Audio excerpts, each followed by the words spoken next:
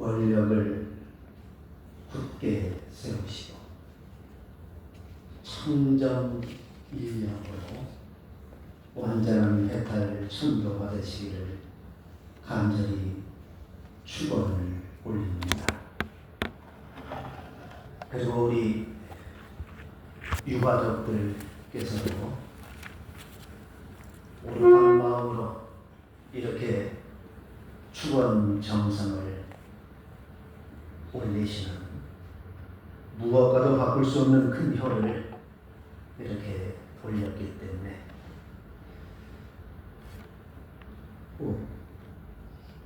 모든 것을 축원의 마음으로 이 종자가 끝나더라도 일관되게 그 마음 변치 않았으면 하는 마음 간절합니다. 옛 이야기에 이런 말이 있더라고요. 정성집 개가 죽으면은 다 아는 이야기죠. 많은 사람들이 문전성시를 이루는데 정작 정성이 죽으면 개미 한 마리가 보이지 않다. 또 같은 이야기 중에 어떠한 이야기가 있느냐면 정성집 말이 죽으면 밥을 먹다가 수저를 놓고 바로 간다. 근데 정성이 죽으면 밥을 다 먹고 순중까지 다 먹고 그리고 참 의미가 있는 이야기가 아닌가 하는 생각을 해봅니다. 우리가 이 땅에 태어났기 때문에 한 번 왔기 때문에 한 번 가는 것을 이름하여 천리의 원칙이라고 해요. 내가 떠나고 난 후에 내가 이 세상에 없을 때 나를 위해서 아무 조건 없이 무엇을 바라는 것도 아니고 체면을 따지는 것도 아니고 오롯한 마음으로 축원해 줄 수 있는 인연, 혈연이 돼도 좋고요, 법연이 돼도 좋고요, 또한 어떠한 인연이 돼도 좋아요. 그렇게 축원을 해주는 인연 한 사람을 맺어놓고 간다고 하면 그분의 일생은 현상으로 봤을 때 어쩔지 모르겠어요. 윤향자 여가께서 85년의 생애를 어떻게 사셨던 간에 그러한 인연 한 분만 맺어놓고 간다고 하는 그 일생은 참으로 잘 산 일생이 아닌가. 우리 자녀분들 그리고 우리 결혼일들 어차피 한 번 우리 가야 되잖아요. 왔으니까요. 네. 가고 나서 나를 위해서 아무 조건 없이 천도제를 지내는데요. 체면으로 지내는 사람 많습니다. 저도 교문을 하니까요. 전화가 와요. 뭐라고 그러냐고요. 천도제를 지내려고 하는데 쭉 이야기를 해요. 뒤에는 뭐라고 이야기하겠어요? 얼마 들어요? 그리고 한 번 하면 안 돼요. 왜? 영광을 위해서 지내는 것이 아니고 안 지내자니 찝찝하고 지체면 때문에 그렇게 전화통화를 해가지고 찾아와서 천도제 지내는 사람 못 봤어. 왜? 저한테만 전화했겠어요? 이절에 저절에 이교당 조교당. 네. 그런데 나를 위해서 진정으로 축원해 줄 수 있는 한 사람이 있는 그 쉬운 거 아니에요. 그러한 면으로 보면은 윤향자의 영가는 참으로 행복한 영가가 아닌가. 우리 오랫동안 교당에 다니셨던 우리 회장님, 부회장님, 부회장님 그런 인연 있어요? 있어요? 자신 있게 있냐? 네. 그거 모르죠? 지금 해준다고 해놓고 나중에 어떻게 할지. 얼마나 중요한 거지. 우리가 진짜 조건 없이 축원을 올리는 우리 아마 가족들은 아무 조건 없이 진짜 간절한 마음을 올렸어요. 우리 변호님들 윤향자 영가 생전에 뵀어요? 어디 왜 왔어요? 바뀐 이 더운 날.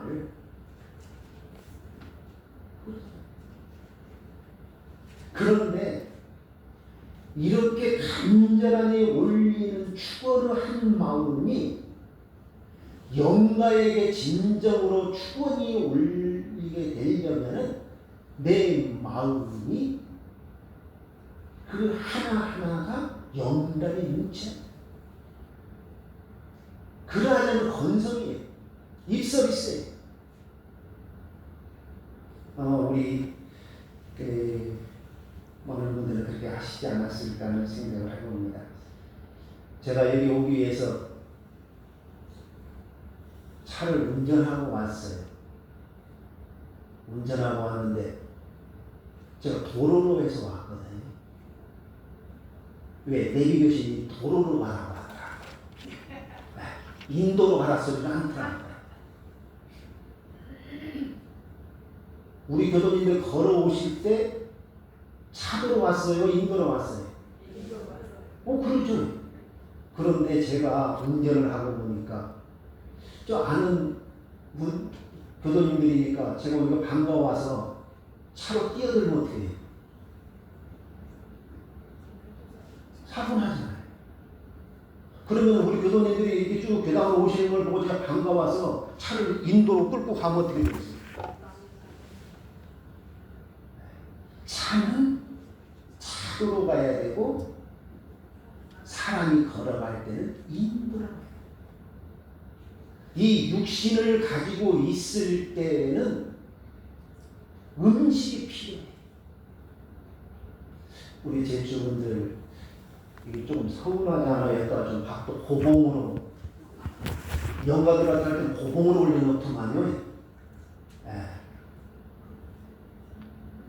그리고 과일도 수북하니 갖다 놓고 그럼 조금 내가 혀를 하는 것 같고 마음이 되는데 와서 보니까 화분만 몇 개 갖다 놓고 참 교훈이 성의도 없어. 보니까 성의가 없어서 그러냐.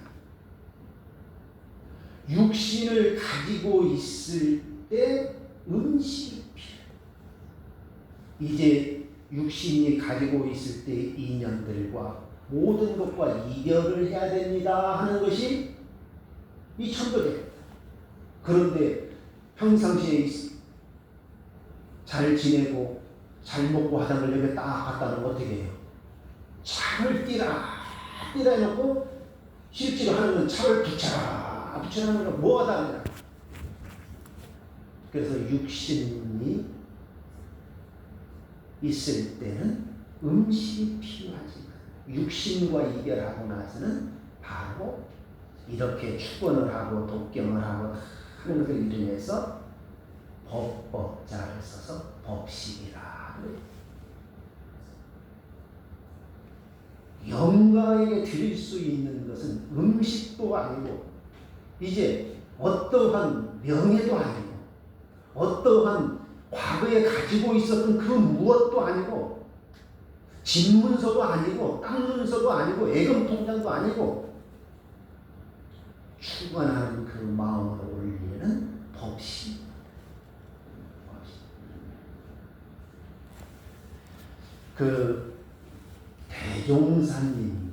대종사님이 누구시냐면요.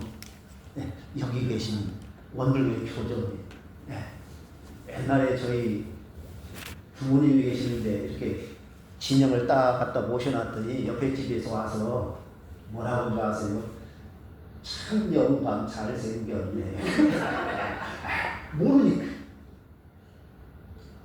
생은 무엇이고 사는 무엇이고 생사의 원리를 환히 깨달으신 성자인 대종사님께서 당신의 어머님이 유독하다고 하는 소식을 그때 대종사님이 계시던 곳이 어디냐면은 전라도 부안 그 변산 있죠. 그 내변산 직소부부 가기 전에 그곳에 계셨어요.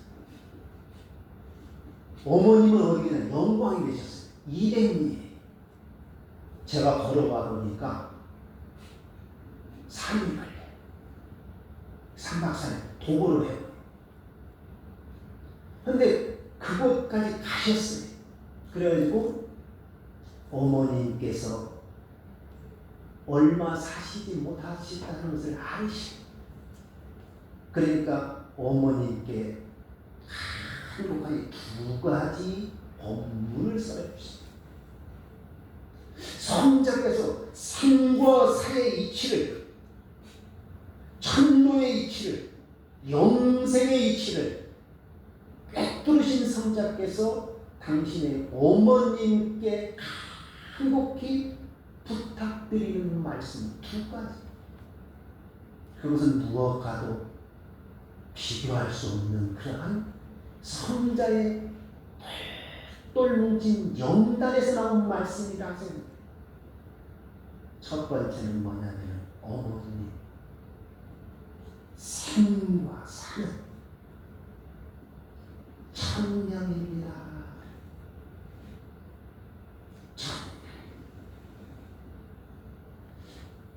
여기 공동묘지 가서 피겨시 죽은 영가가 있냐고 물으면 아무도 없다고 흔히 그렇게 말을 하죠. 그러죠. 어떤 사람은 사고로요. 어떤 사람은 노안으로요. 어떻게 써요? 우리 영가께서는 병원에서 치료하시고 요양하시다가 노안으로 열반하셨다. 그렇게 들었어요. 그러죠? 그래서 돌아가셨어요? 아니, 그 2번째 태어나셨기 때문에 돌아가신 거야. 태어나셨지 않았더라면 돌아가시진 않는다니까. 그러잖아요. 어떤 사람은 죽고 싶어서 발부둥을 쳐도 안 가지잖아요. 어떤 사람은 살고 싶어서 발부둥을 쳐도 가. 어떤 사람은 그림 그릴 때까지 계셔. 그래 안 그래요? 어떤 사람은 태어나자마자 가. 왜 그러냐고. 진리가 불공평하잖아요. 여장사 다성함 때에 아니죠. 그 육신을 가지고 태어난 어업이 다 했기 때문에 그것을 이름하여 하늘 천자를 써서 천명. 그 천명이라고 하는 것을 영가께서 아르시네. 조금 고급스러운 말로 하면 스스로 자자 깨달아서 자각해야지만이 천도길이 열려.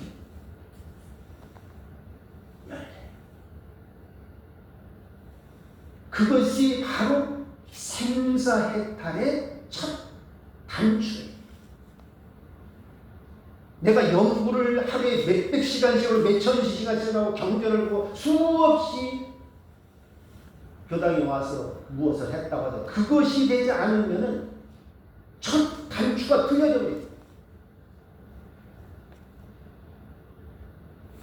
대종사님 당대에 저 익산 오늘이 충무가 있어요. 아셔요? 우리 있죠? 그냥 집도 좋은 집이 없어요. 옛날에. 왜? 집 한 채 한 채 지어서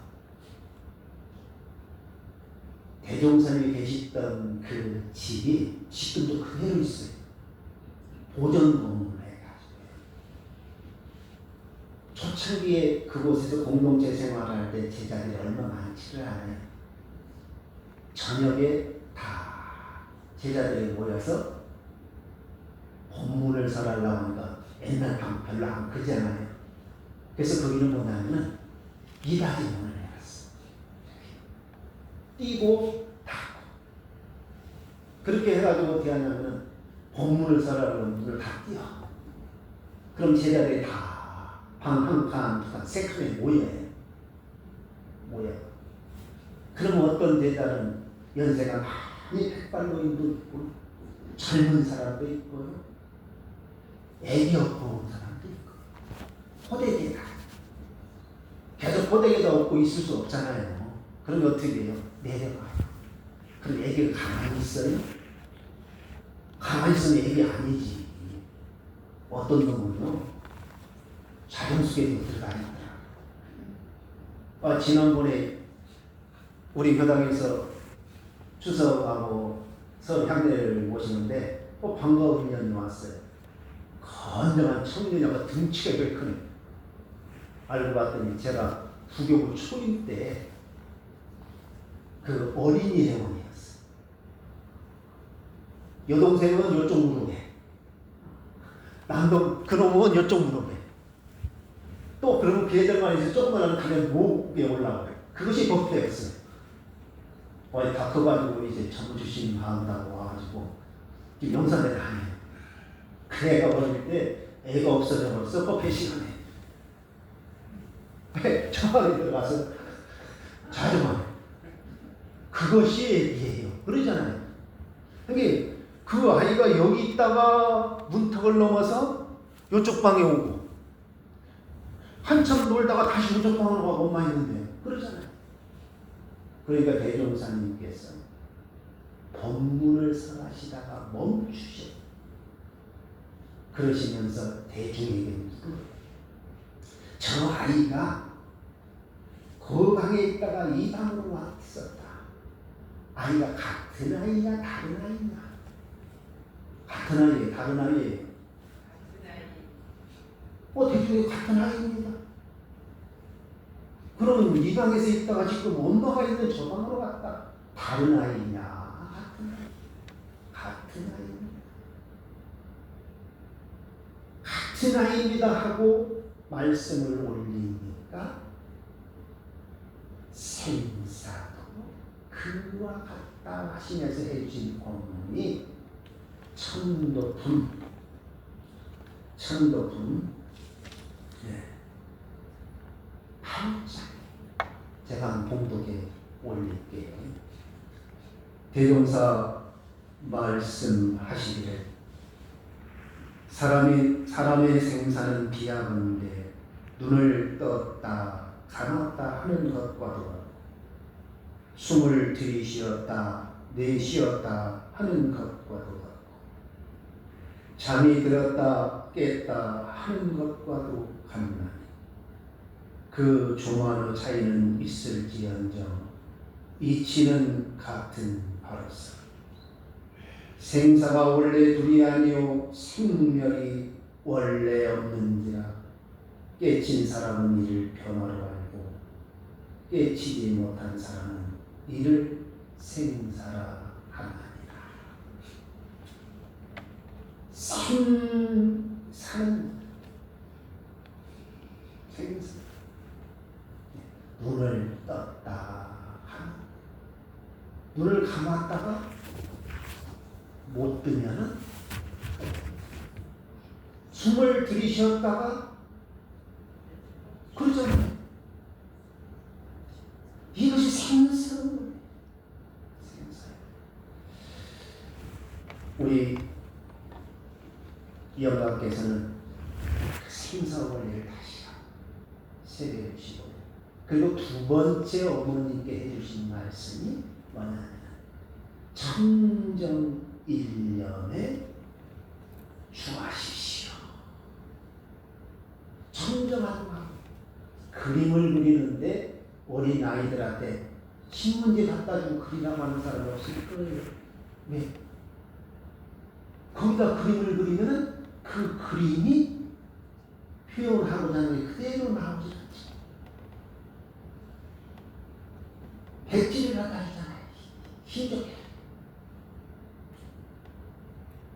청정한 마음은 그 다음에 무엇을 하는 기초봉사와 청정한 마음을 가져서 그 다음에 뭐 하자고 하는 것이냐. 아마 조금 있다가 이제 성가 부르게 원력을 굳게 세우는 청정한 마음에 원력을 굳게 세웠어. 어떠한 원력을 세우라고 하셨느냐면 어떤 원력을 세우시라고 하냐면 성불하고 제중하는 그 대종사님이나 교무님이나 하는 원력이 나하고 무슨 나 기분 좋은 거라고 하는 소리. 아니, 원력 중에서 깨달음을 얻어서 모든 사람들을 이롭게 한다. 그것이 성불제중이에요. 다른 표현으로 하면 원력 중에 근본과 같은 원력. 과선어머니가 있을 때 걸음을 주는데도 다양하게 주더라고요. 꽃에다가도 주고요, 잎에다가도 주고요, 나중에 열매에다가도 주래요. 약을 영양제에 주더만요. 그런데 가장 근본된 걸음을 주는 것은 뿌리에 주는 것입니다.